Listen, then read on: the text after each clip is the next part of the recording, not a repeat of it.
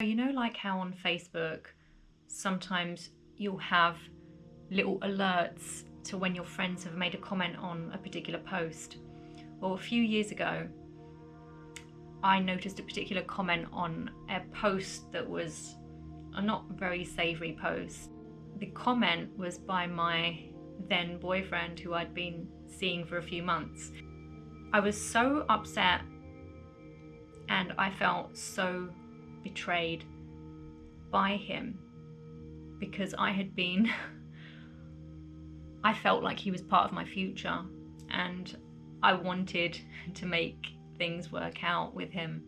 So I remembered one thing that Dr. Daniel Amen said about how if you're extremely stressed, heat helps to regulate and calm down your nervous system. So I went to have a shower and I was literally in the shower, not crying, but scream crying. Needless to say, we eventually broke up. I should have broken up with him sooner in retrospect. I went from being calm and peaceful and scrolling through my Facebook newsfeed 1 minute to be screaming hysterically in the shower within the space of a few minutes. And that is how powerful our minds are. Even just telling this story now, you know, I'm feeling some of the emotions that I felt at that time because there's some residual emotions connected to that story that are still stored in my body. Without good chemicals surging through our brain and a relaxed, anxiety-free body, our bodies can develop lesser and more serious illnesses.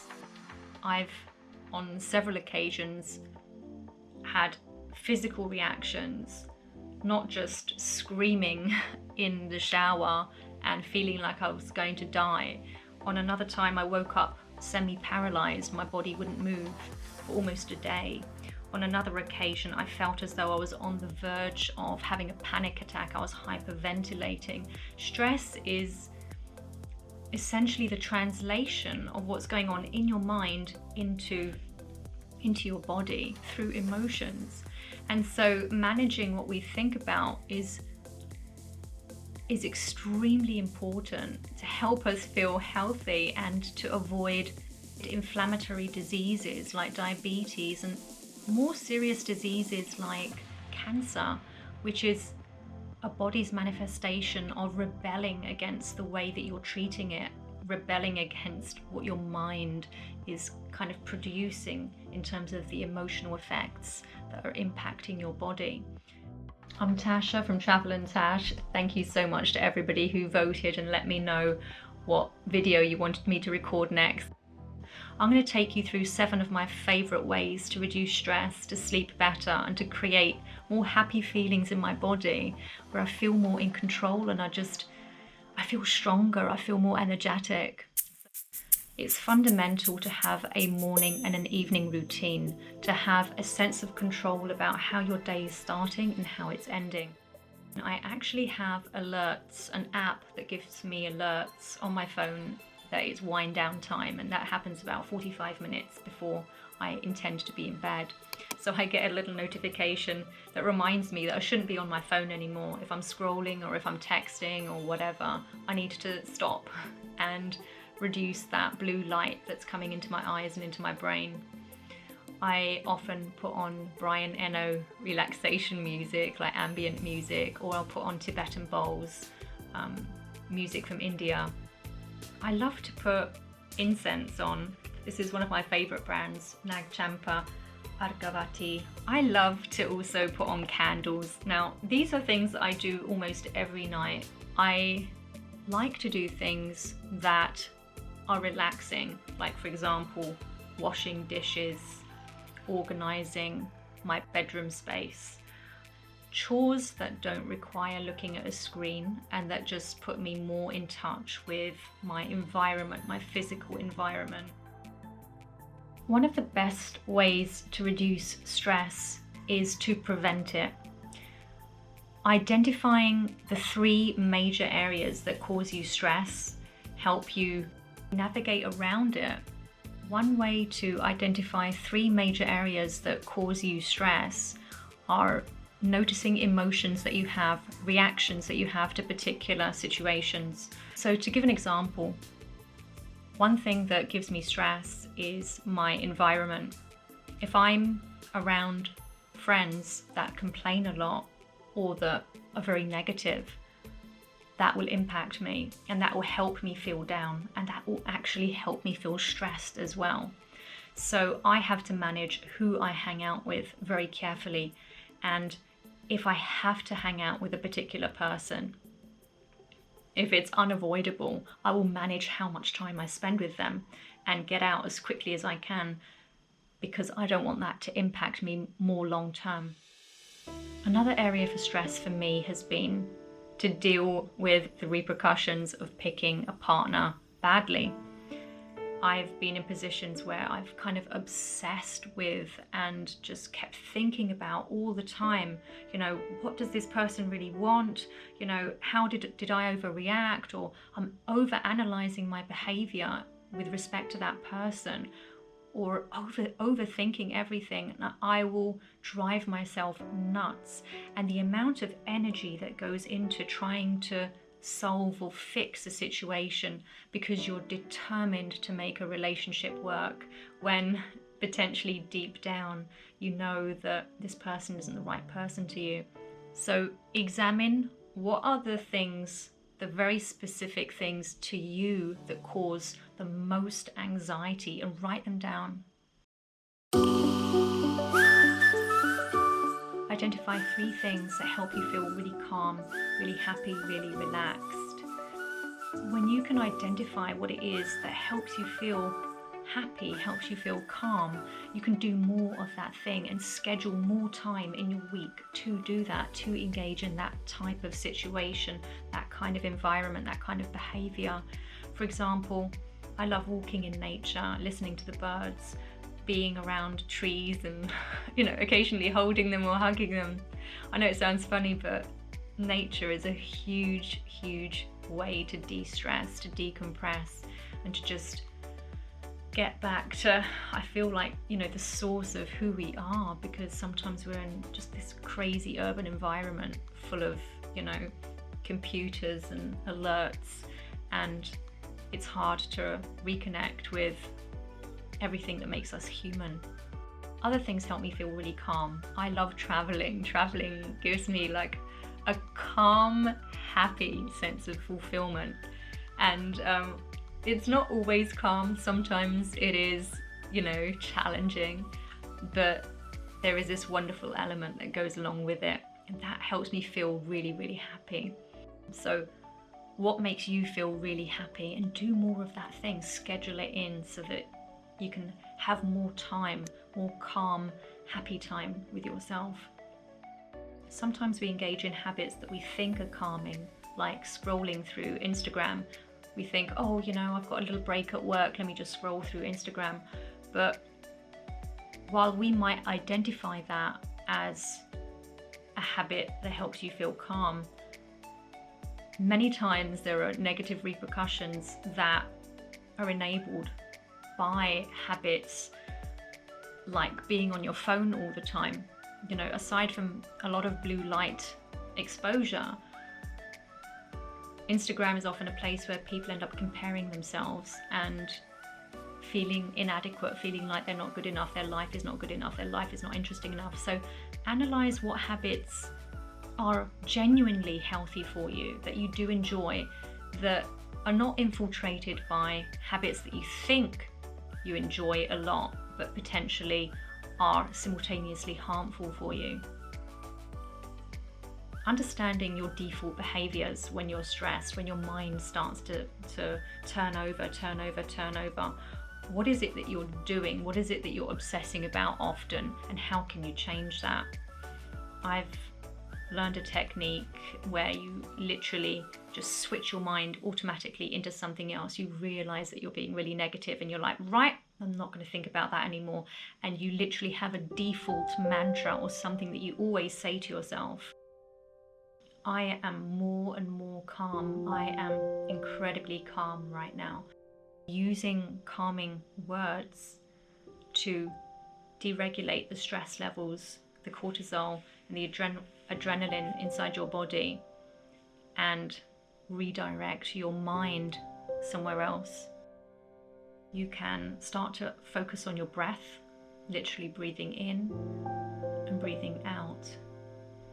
Another way to bring you into the present moment so that you're not obsessing about the past or the future is to use your senses, your sight, your touch, smell.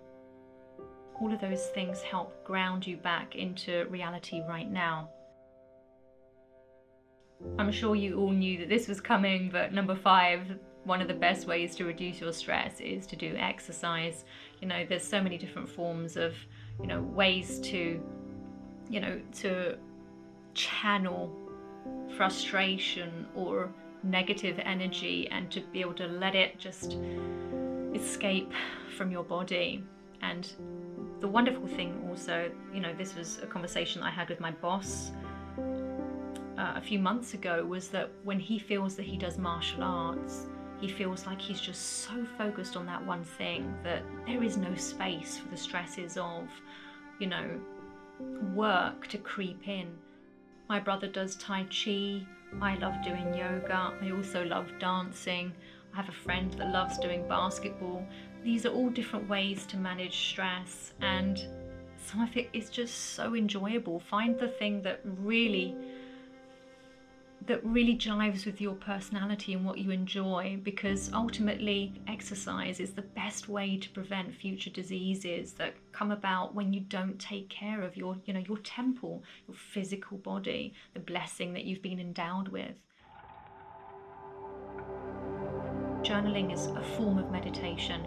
I'm writing out essentially how I feel, or my real deep worries or concerns. And it's particularly useful when I have nobody available that I can talk to, that I can confide in. I can just confide in my diary, and I can work out problems on paper. Sometimes I have epiphanies while I'm writing, and it's just so wonderful. I can use it as a way to appreciate myself and a way to figure out what exactly are the causes of my stress. It has untold benefits. Meditation has to be one of the strongest ways that I've found to manage stress. On one occasion, I was teaching at my school, and I had so much adrenaline surging through my body because obviously my kids are just so much younger than me, and they are just energy balls.